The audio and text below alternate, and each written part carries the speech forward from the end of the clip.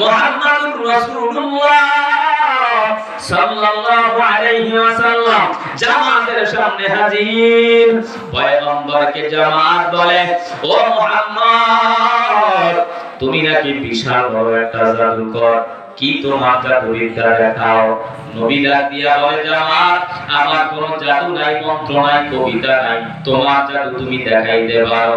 জামাত ডাক দিয়া বলে, মুহাম্মদ, এই মুলক ইয়ামিনের ভিতরে আমার মতো জাদুবিদ্যা জানলেও আর কেউ নাই। আমি যদি আমার জাদু শুরু করি, আমার জাদুর সামনে তুমি দাঁড়ায় থাকতে পারবা না। অতএব মুহাম্মদ, তুমি তো মাজা দুয়ারি শুরু করো।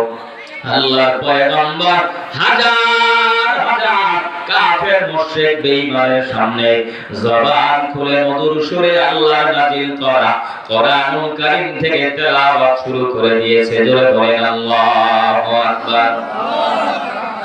الرحمن علم القرآن خلق الإنسان علمه البيان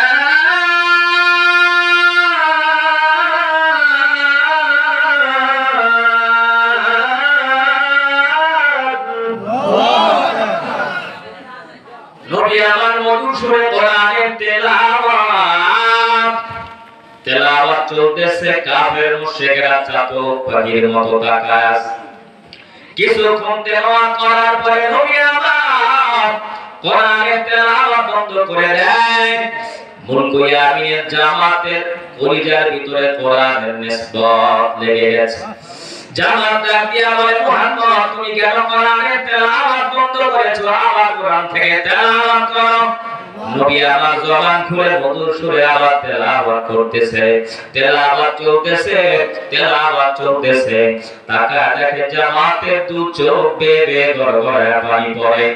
আল্লাহর পয়গম্বর ডাক দিয়া বলে, মুলক ইয়ামিনের জামাত, তুমি এই জমিনে আসছো, আমি মুহাম্মাদের জবানের কোরআনের আওয়াজ, কোরআনের তেলাওয়াত বন্ধ করে দেওয়ার জন্য, দমন করে দেওয়ার জন্য। এই জমিনের ভিতরে যেন কোরআনের আওয়াজ বন্ধ হয়ে যায়, কোরআনের গান বন্ধ হয়ে যায়, কোরআনের আওয়াজ যেন মানুষ শুনতে না পায়। তুমি কান্নাকাটি করো কেন? কি কারণে কেঁদে কেঁদে তুমি আওয়াজ দাও বুঝতে পারি না। জামাত ডাক দিয়া বলে, ও মুহাম্মদ, আমি জীবনে কত জায়গায় গেলাম, কত মানুষ দেখলাম, কত মানুষের সামনে জাদু দেখাইলাম, কিন্তু তোমার জবানের এমন শ্রুতি মধুর আওয়াজ, এই তেলাওয়াত আমার কলিজার ভিতরে আঘাত লেগেছে।